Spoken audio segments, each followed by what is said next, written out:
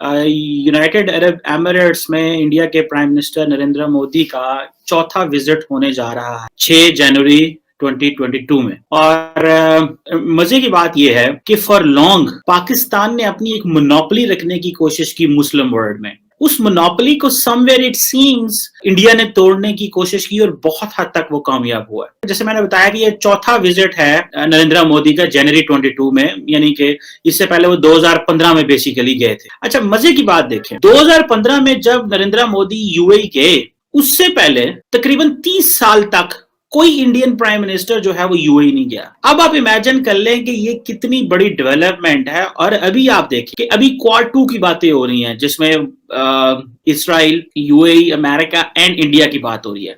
और जो इंडिया के फॉरेन मिनिस्टर जयशंकर हैं, वो कहते हैं कि जो यूएई है वो हमारी एक स्टैंडर्ड नेबरहुड है। अब अगर आपको याद हो कि जैसे मैंने एक तो बताया कि 30 साल बाद नरेंद्र मोदी ने एक बुनियाद रखी और नरेंद्र मोदी बहुत हद तक चीजों को फोर्सी करने में कामयाब हुए। एक तो जारी बात है, इंडिया उस वक्त एक प्रॉपरली मिड साइज पावर तकरीबन ऑलमोस्ट है, जो कि अपने खित्ते में चलो एक ग्रेट पावर के तौर पे ऑपरेट कर रहा है। और दूसरा ये है कि यूएई में और मिडिल ईस्टर्न कंट्री में बहुत ज्यादा तब्दीलियां आई थी। और तीसरा यह है कि पाकिस्तान की भी अब जारी बात है वो पोजीशन नहीं रही थी, क्योंकि जो ओवरऑल पोजीशन है वो ये है कि Pakistan has historically always try to use middle eastern and particularly Muslim countries for Kashmir issue, और मुसलमान ममालिक जो है वो कश्मीर इशू के ऊपर इंडिया के करीब नहीं जाते थे। तो चीजें बिल्कुल डिफरेंट थी। लेकिन अभी ये पिछले 10-15 सालों में चीजें बिल्कुल बदल के आ गई हैं, सामने आ गई हैं। और because of this globalisation, Gulf region के साथ जिस तरह सिविल मिलिट्री इंडिया की क़यादत जो है वो कॉन्टिन्यूसली ट्रैवल कर रही है। फिर डोनाल्ड ट्रंप ने जो वहां पे अब्राहम अकॉर्ड करके इसराइल को मेन स्ट्रीम किया, उसका इंडिया को बहुत फायदा हुआ। आपको पता है कि रिसेंटली इंडियन आर्मी चीफ जो थे उन्होंने विजिट भी किया, सऊदी अरब का भी किया और यूएई का भी किया था। सो इंडिया, फिर यूएई की जो हाई लेवल लीडरशिप है वो भी इंडिया आई है। अब देखें कि एक तरफ पाकिस्तान का फॉरेन मिनिस्टर है जो वहां पे जा रहा है कि हमारे वीजे खोल दें, आपने हमारे वीजे बंद किए हुए हैं। वो कह रहे हैं नहीं जी कोविड है, हमने कोविड के लिए बंद किए हैं। तो पाकिस्तानी कहते हैं कि ठीक है कोविड है तो आपने इंडियंस के वीजे क्यों खोले हुए हैं? लेकिन वो कहते हैं कि नहीं वो ये मामलात हैं, वो मामलात हैं। फिर आपको पता है कि पाकिस्तान ने they try to put a lot of question mark on the Emiratis and the Saudis. For instance, ये जो आपको तस्वीर नजर आ रही है ये 5 अगस्त 2019 के बाद की है, जब नरेंद्र मोदी ने विजिट किया। इन्होंने इनको हार पहनाया और हाईएस्ट जो यूएई का जो अवार्ड था वो दिया। अब पाकिस्तान में यहाँ पे बड़ी जो है वो शोर मच गया कि जनाब ये क्या बात हुई कि आप जो है वो नरेंद्र मोदी को हार पहनाते हैं, उसने कश्मीरियों को मारा है, उसने कश्मीरियों के हकूक छीन लिए हैं। लेकिन पाकिस्तान का प्रॉब्लम भी ये था कि हमारी डिपेंडेंस भी बहुत ज्यादा है उनके ऊपर। अच्छा, अब आके अगर आप देखें कि यूएई ने कहा जी कि हम तो जम्मू एंड कश्मीर में इन्वेस्ट करेंगे। मजाल है को पाकिस्तान से किसी ने बात की? मैंने इस पे बड़ा बोला था। मैंने कहा जी क्यों बात नहीं की हमने, अगर या हमने बात की है उन्होंने सुनी नहीं है।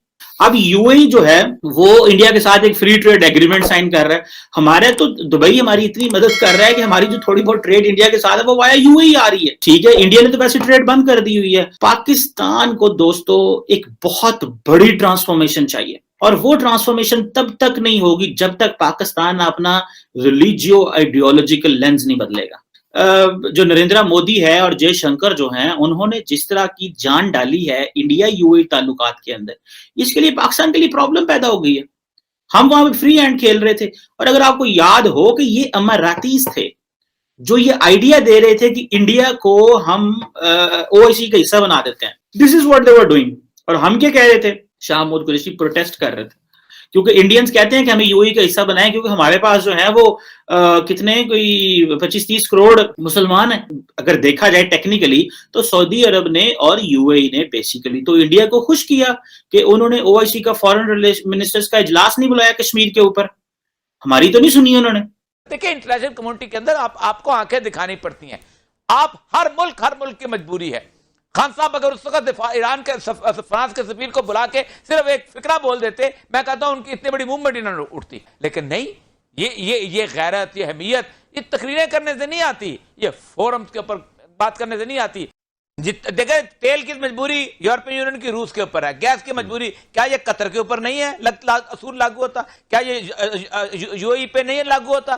क्या ये सऊदी अरब पे नहीं लागू होता? ये सारे लोग हैं कि जो आज अगर शाह फैसल ने 1973 के अंदर पेट्रोल बंद किया था ٹائم کے صفحے پہ اس نے لکھا تھا using oil as a weapon, اور قطاریں لگ گئی تھی یورپ کے اندر، لوگوں کی راشننگ ہو گئی تھی پیٹرول کی، صرف اس لیے اس نے کہا تھا کہ تم نے اسرائیل کا ساتھ کیوں دیا ہے یورپ کے ممالک نے۔ لیکن معاملہ سارا یہ ہے کہ ہمارے ہاں اب انہوں نے اس لیڈرشپ کو ختم ہی کر دیا۔ ہم تو یورپ کے راستے پہ چلنے والے بن گئے ہیں نا، ہم تو نیوم سٹی بنا رہے ہیں، ہم تو اس دن میں اس کی تقریر سن رہا تھا سلمان بن عبدالعزیز کی، وہ کہتا تھا کہ ایک دن عراق یہ یورپ کی طرح کے لوگ ملک ہوں گے اور پہچانے بھی نہیں جائیں گے کہ یورپ میں اور اس علاقے میں فرق کیا ہے۔ اب یہود اور نصارہ کے بارے میں تو کہا گیا لا تتخذوا یہود والنصارى اولیاء، یہود اور نصارہ کو اپنا دوست مت بناؤ، جو ان کو دوست بنائے گا ہم انہیں میں ان شمار کیے جائیں گے۔ لیکن کیا آپ سمجھتے ہیں کہ آپ کا نام تو مسلمانوں والا ہو، لیکن قیامت کے دن آپ یہودیوں کے ساتھ اٹھائے جائیں،